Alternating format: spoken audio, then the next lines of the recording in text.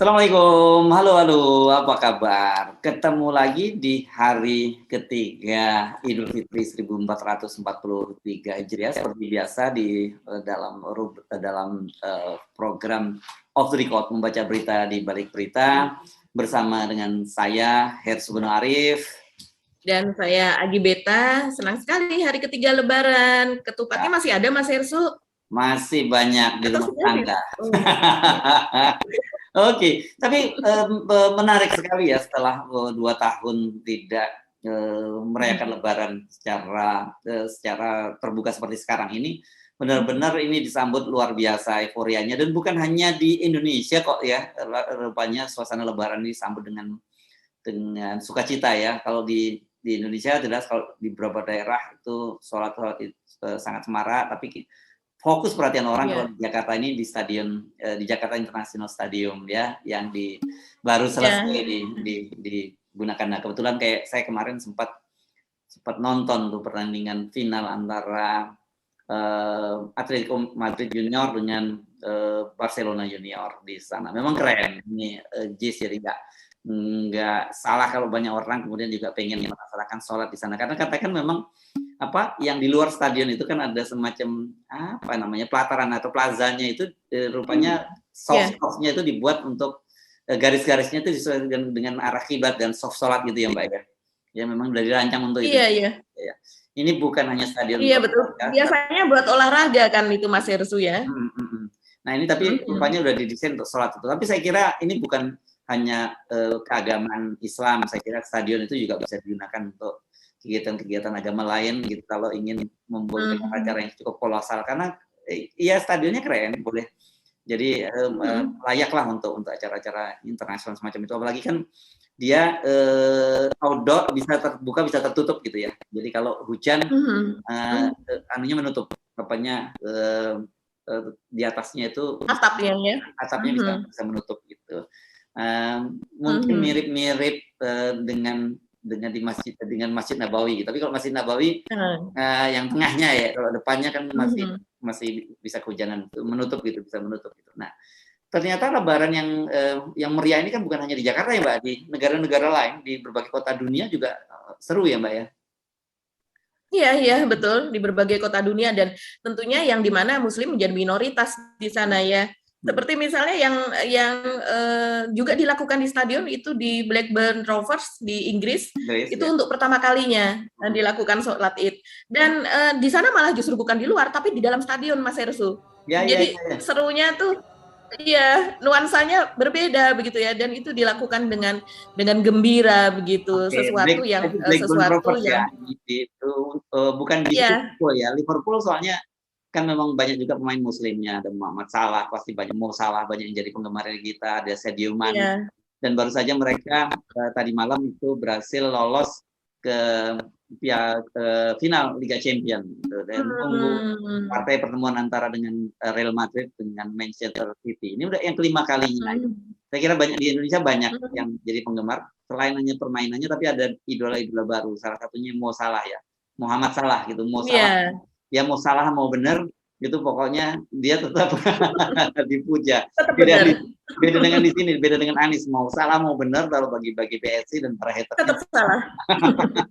Oke, itu harus perlu ketemu itu Anies dengan Muhammad Salah. Ya itu di Blackburn Rovers, dan kemudian itu banyak diunggah oleh BBC, juga diberitakan oleh banyak media internasional kemudian, karena itu menjadi sesuatu yang tidak hanya unik, tapi menjadi sesuatu yang keterbukaan begitu kan, di dunia olahraga, bahwa karena memang kalau di sana karena untuk sholat Jumat gitu misalnya di beberapa masjid karena sempit, jadi harus dilakukan dua kali atau 2 sesi begitu. Nah, ini tentunya dengan diadakan di tengah lapangan itu menjadi leluasa. Begitu juga di Moskow. Yang di Moskow itu ramai juga Mas Hersu itu fotonya dan video-videonya. Moskow ini sudah sering, karena Moskow ini memang salah satu negara di Eropa yang selama ini cukup friendly dengan kalangan umat Islam, karena memang banyak sekali orang-orang Islam di sana ya. Kalau kita ngomong orang-orang Chechnya, orang-orang Tatar, orang-orang Kazan gitu ya, itu kan juga Muslim dan bagian dari Federasi Rusia. Jadi memang di Rusia Islam itu tumbuh dengan subur dan friendly, dan Putin ini salah satu kepala negara Eropa saya kira yang sangat friendly terhadap Muslim ya Mbak ya, gitu. Iya, yang terbuka karena dia juga membangun masjid juga, gitu. Nah di kemarin Ramadan kita di New York ya juga itu juga ramai sekali. Salat tarawih. Ya, salat tarawih kami. Jadi saya kira ini memang menarik perkembangan Muslim berbagai dunia. Tapi saya kira kita penting mengingatkan juga bagi kalangan Islam. Kalau kita senang gitu ya, umat Islam yang minoritas di negara-negara Barat diperlakukan dengan sangat baik, tentu juga kita juga kewajiban sebagai mayoritas memperlakukan dengan baik. Dan saya kira sebenarnya di Indonesia itu juga yang biasa. Justru yang tidak biasa di Indonesia itu sekarang yang mayoritas itu yang diperlakukan dengan tidak baik, dengan aksi-aksi Islamofobia. Tapi apapun saya kira gini, pada waktunya kita juga mesti melakukan introspeksi gitu ya. Banyak sekali praktik-praktik keberagaman kita yang sangat puritan gitu, yang kemudian membuat orang di Indonesia menyalahpahami Indonesia, atau bukan menyalahpahami, justru menggunakan itu gitu sebagai sebagai modal, sebagai bukti bahwa memang Islam tidak toleran, dan kemudian mereka menjadi radikal. Jadi nggak semata-mata kita hanya menyalahkan kelompok-kelompok yang Islamofobia, tapi kelompok-kelompok Islam yang apa ya, saya menyebutnya, saya nggak mau menyebutnya radikal gitu, yang puritan lah cara berpandangnya. Ini juga penting menyadari soal itu gitu ya Mbak. Iya. Dan yang menarik kalau lagi-lagi di dunia media sosial, di sosial media itu ada saja yang menyoroti bahwa sholat kok di lapangan, di JIS gitu, di stadion sepak bola, gitu ya. Yang hal-hal seperti itu disoroti, kenapa bukan sholat di masjid? Padahal kan memang ada sunahnya begitu. Kalau seandainya orang memahami, membaca hadits gitu kan, memang ada sunahnya agar lapangan itu digunakan sebagai tempat untuk sholat id, sekaligus juga sebagai syiar gitu di dalam agama kita.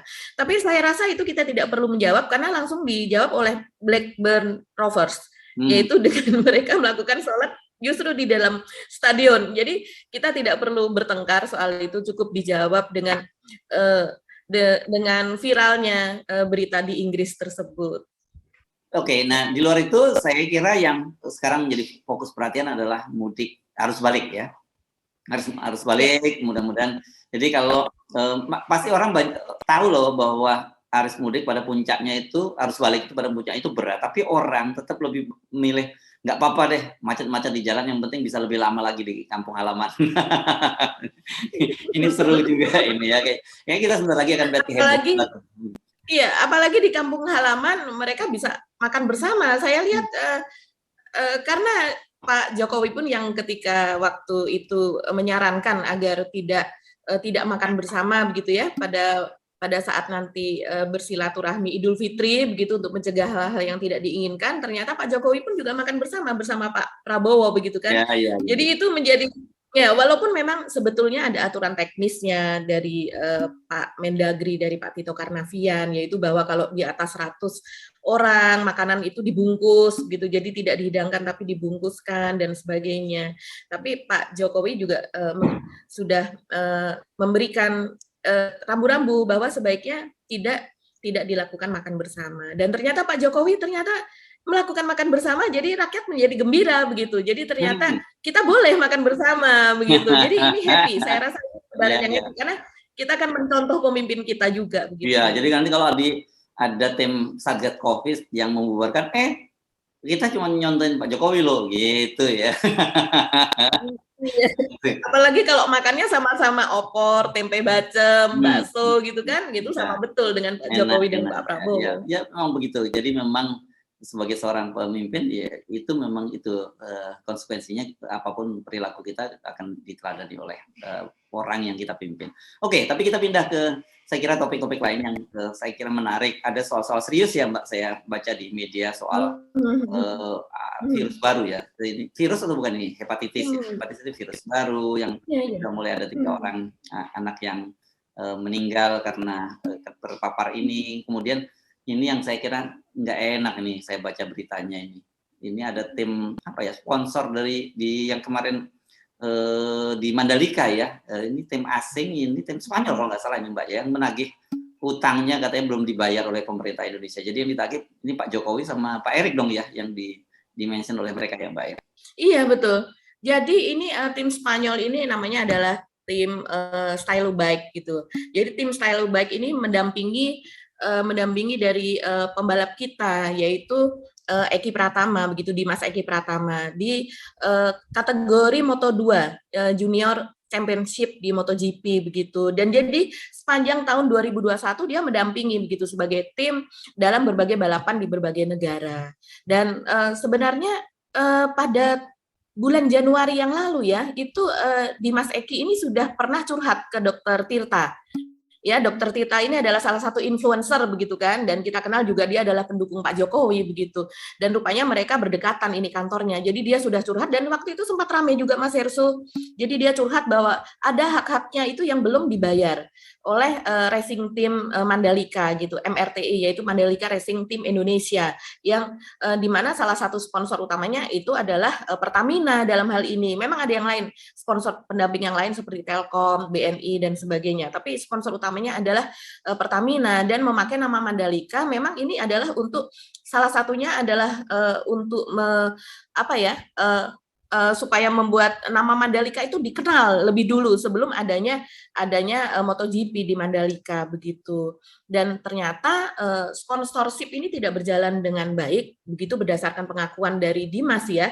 Ketika itu diwawancara dia mengatakan hak-haknya belum dibayar, ada yang belum dibayar, bahkan dia untuk membawa baju seragam gitu, biasanya kan pakai wearpack gitu ya, itu dari luar negeri pun tidak bisa dikirim ke sini karena tidak ada uangnya gitu. Dan kadang dalam pertandingan-pertandingan tersebut di berbagai negara tersebut dia mengatakan kadang dia harus memakai uang pribadi untuk membayar karantina begitu.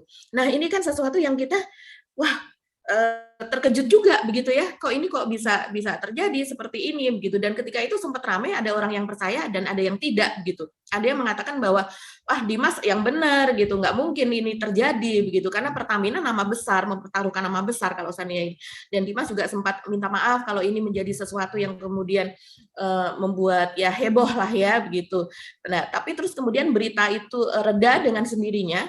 Nah, sekarang dengan adanya tagihan gitu, ada tagihan dari Stylo Bike lewat media sosial, yaitu lewat Instagram official mereka, resmi mereka, ini membuat kita terkejut Mas Hersu, karena ternyata di Instagram tersebut dia membuat unggahan yang memang betul ternyata dia mempertanyakan belum adanya respon dari pihak Indonesia. Begitu. Dan dia kemudian mention begitu banyak akun-akun resmi dari petinggi-petinggi kita. Mungkin saya bisa sebutkan di sini. Saya membuat catatan karena saya takut salah Mas Hersu kalau hal-hal yang seperti ini begitu ya.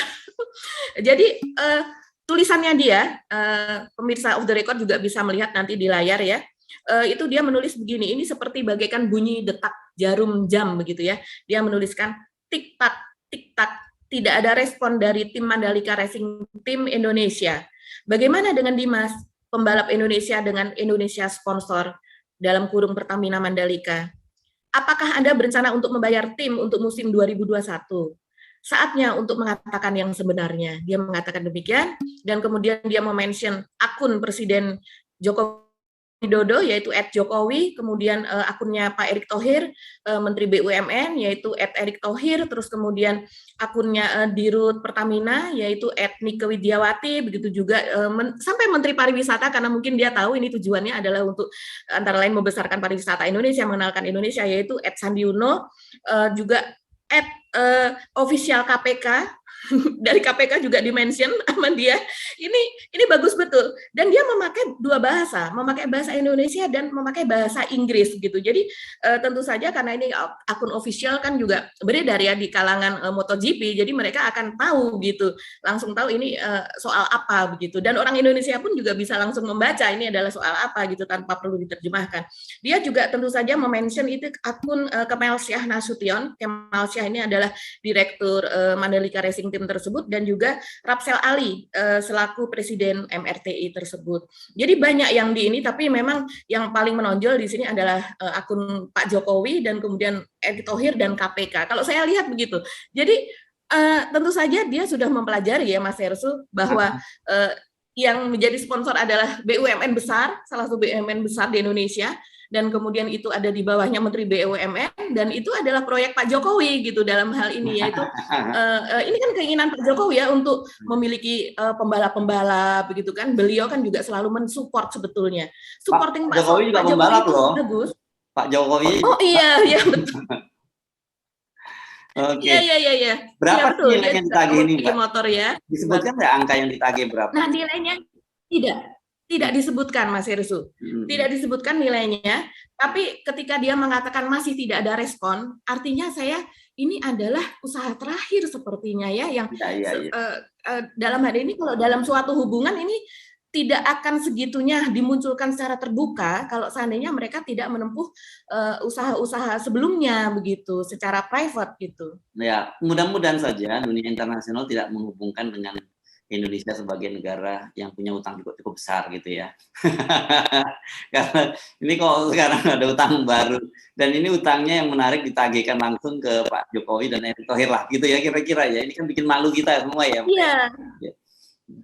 Betul, ya. Jadi tidak hanya secara teknis itu kepada Dirut Pertamina, kemudian kepada direktur atau presiden dari MRTI tadi, tapi juga langsung mention kepada presiden gitu, karena rupanya mungkin sudah mentok ya di pihak-pihak kru yang bawah, staf-staf yang bawah ini yang sudah mentok, sehingga mungkin mereka merasa bahwa ini sebenarnya yang berwenang lebih itu adalah BUMN dan juga kepada presiden, agar mungkin maksudnya adalah kalau presiden tahu maka ini akan bisa segera diselesaikan. Ini diunggah statusnya tanggal 30 April Mas Hersu, tapi sampai sekarang kita belum melihat ada reaksi resmi dari pemerintah kita.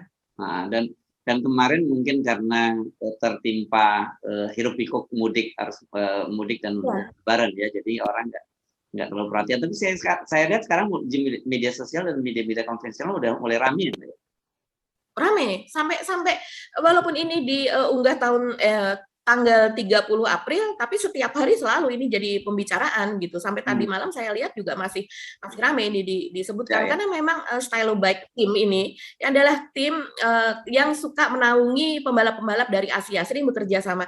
Salah satu pembalap dari Malaysia, Hafiz siapa namanya ya, yang pertama kali terjun di MotoGP, itu pun juga dia yang mengawal karirnya dari sejak di Moto2 dan Moto3 begitu.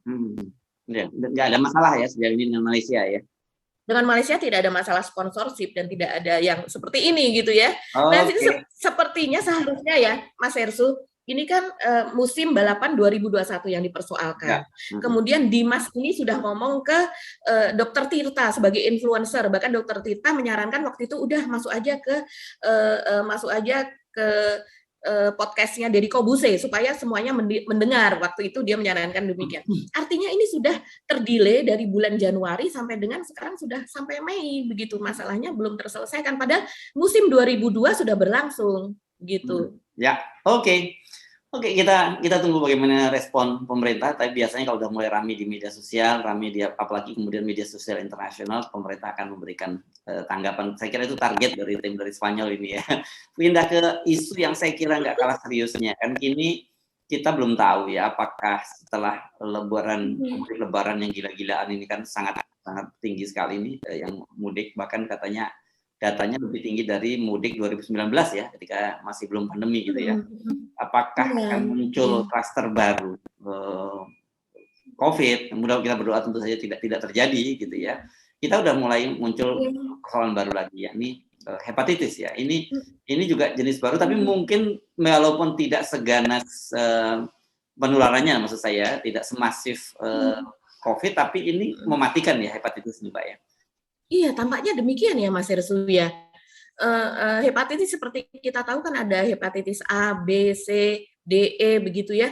Dan ternyata kalau yang saya baca berdasarkan penelitian baik dari Eropa maupun sekarang di Indonesia, dari Kemenkes juga menyatakan hasil penelitian mereka ini tidak sama dengan virus yang dari A sampai ke E tadi. Jadi merupakan varian virus baru yang menyerang hati begitu, yang kemudian terjadi gagal hati begitu ya, heart failure gitu.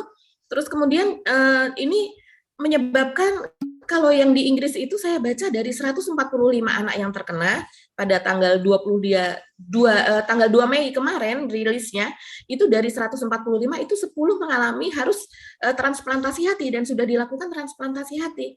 Ini artinya cukup serius, Mas Restu. Dan di Indonesia itu 3 langsung yang meninggal. Padahal di Inggris saja itu kalau saya lihat sampai sejauh ini belum ada penambahan, jadi masih 1 yang meninggal, anak yang meninggal. Nah, ini sebenarnya mulai marak sih mulai awal April ya, kalau saya baca awal April sudah mulai ada beritanya, tapi memang ini klasternya masih di Eropa, di Inggris, Norwegia, Denmark, Israel, Amerika begitu ya, dan ada 12 negara, baru kemudian pada pertengahan April itu masuk ke Jepang. Nah, terus kemudian dari Jepang itu kemudian ada berita sudah masuk Singapura 2 kasusnya, dan tiba-tiba di Indonesia kita belum tahu bahwa ada sudah masuk ke Indonesia, tiba-tiba sudah ada kabar bahwa 3 meninggal di RSCM gitu, dan usianya semuanya di bawah 6 tahun dan mereka tuh semuanya sudah divaksin hepatitis gitu. Tapi tidak bisa menangkal karena ini varian baru. Varian baru tadi ya. Ya. Oke. Kita sebenarnya ini menyedihkan kalau ada varian baru dari hepatitis. Kita sih bahagia kemarin ketika ada varian baru kadrun gitu ya. Itu artinya banyak orang yang kembali ke akal sehat. Tapi kalau varian hepatitis ini sangat serius. Saya kira ini tantangan terutama bagi emak-emak, bagi Anda semua yang masih punya anak-anak usia balita gitu ya, bukan balita ya, kalau sampai 6 tahun ini apa? Ya, pokoknya usia anak bayi gitu mesti berhati-hati. Penularannya gimana Mbak ini hepatitis ini? Kalau kita jadi pemirsa Off the Record dapat membuka Instagram dari IDAI, yaitu Ikatan Dokter Anak Indonesia. Di situ sangat lengkap ya. Pada unggahannya di situ ada bagaimana itu penularannya, yaitu misalnya kita disarankan untuk jangan bertukar sendok, jangan bertukar alat makan lah, pokoknya itu tidak boleh. Dan kemudian makanan itu sebaiknya adalah makanan yang memang dimasak begitu, makanan yang sehat begitu. Dan kemudian sepertinya ini seperti kasus hepatitis B dan hepatitis A dan sebagainya, Mas Hersu, penularannya sih sama gitu ya. Melalui speech gitu ya, melalui air liur begitu dan kontak fisik yang ini. Dan kemudian juga kalau ciri-cirinya itu ya hampir sama juga ya, kuning, kemudian demam tinggi, pusing, terus kemudian sakit perut, diare dan sebagainya. Begitu. Jadi kalau ada ciri-ciri seperti itu sebaiknya segera diwaspadai karena memang ini kita juga tidak tahu kapan masuknya. Sampai sekarang belum ada pengumuman seperti halnya COVID dulu, Mas Hersu. Masuk lewat mana, terus kemudian kapan masuknya. Ketiga yang meninggal itu, anak-anak yang meninggal itu, kemudian penularannya dari siapa juga masih belum diketahui. Ya, dan kita harusnya jangan terlambat lagi melakukan antisipasi dan kemudian saling menyalahkan lagi gitu ya dalam situasi macam ini, karena memang krisis center kita atau tanggap darurat kita ini lemah dalam hal seperti ini ya. Oke. Di luar itu apa yang masih menarik bisa kita bahas, Mbak Age, atau sudah cukup sementara ini karena biasanya orang masih sibuk soal lebaran politik yang sekarang ini rame gitu. Karena kemarin kalau nggak salah soal sholat di masjid, sholat di Jakarta International Stadium itu kan juga dikait-kaitkan dengan soal politik, ya. Apalagi Pak Jokowi tidak sholat di Istiqlal gitu ya.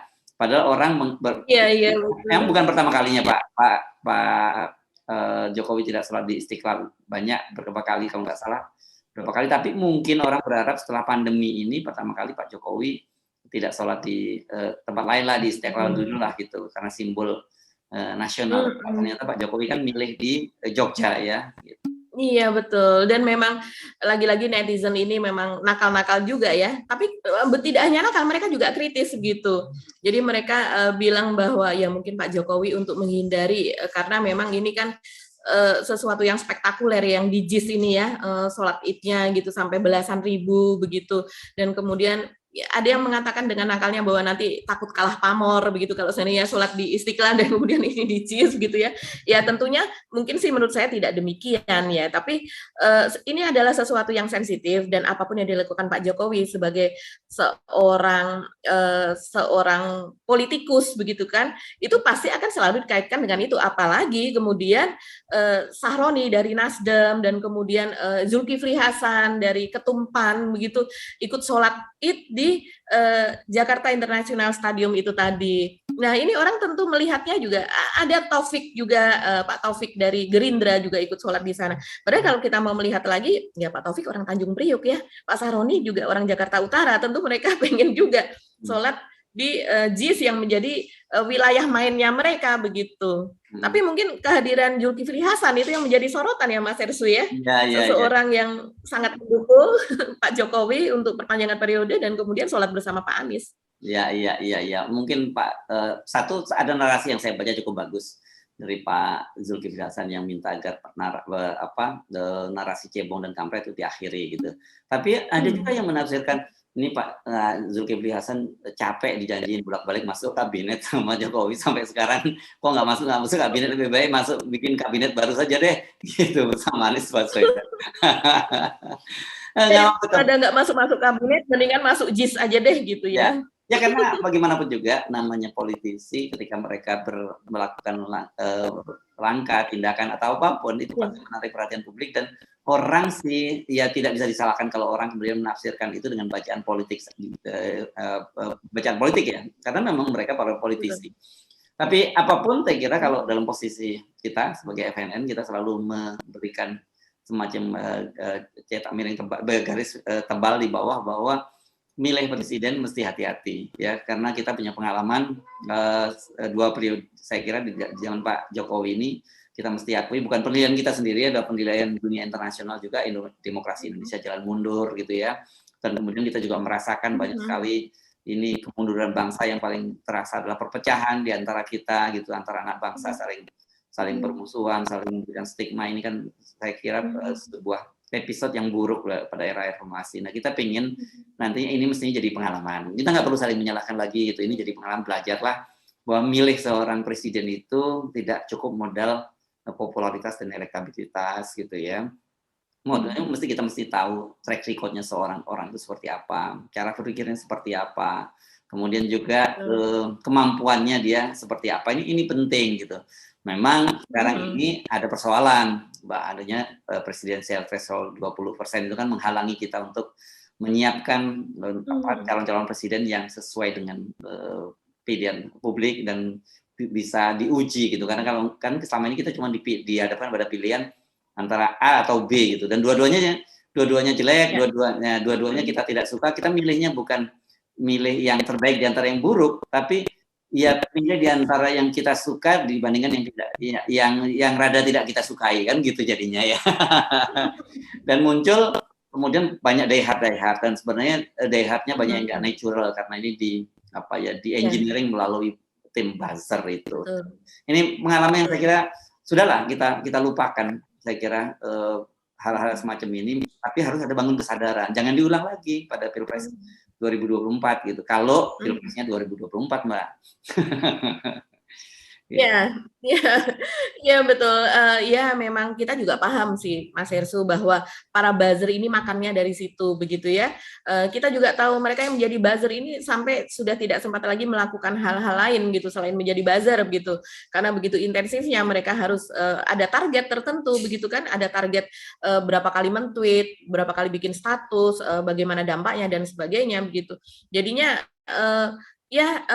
mungkin kalau seandainya mereka ikut kartu prakerja begitulah ya Mas Ersu atau kemudian ikut latihan di apa supaya memiliki keahlian yang lain lah jangan ngebuzzer begitu ya karena menurut MUI juga ini kan juga sebuah profesi yang termasuk kategori haram gitu walaupun menurut salah satu pejabat kita mengatakan bahwa harus diakui ini adalah salah satu profesi baru di dunia digital seperti sekarang. Wah itu sesuatu yang ini ya kalau seandainya buzzer itu adalah untuk mempromosikan produk seperti produk garment, produk kerudung, sepatu dan sebagainya, dia membuat media framing itu tidak jadi masalah begitu kan? Karena itu hanya menyangkut personal begitu, brand itu saja, tidak menyangkut bangsa secara keseluruhan. Tapi begitu sudah menjadi politik dibuzzerkan gitu, dikontrakkan dengan buzzer, wah itu sudah karena hasilnya itu pasti akan porak-poranda itu sebuah bangsa yang dikendalikan oleh buzzer. Sekali buzzer tetap buzzer, salah. Sekali merdeka tetap merdeka. Dan jangan lupa untuk salah satu yang kita tawarkan mengatasi berbagai persoalan bangsa ini adalah 0%. Ya. 0%. Ya. Assalamualaikum warahmatullahi wabarakatuh. Waalaikumsalam warahmatullahi wabarakatuh.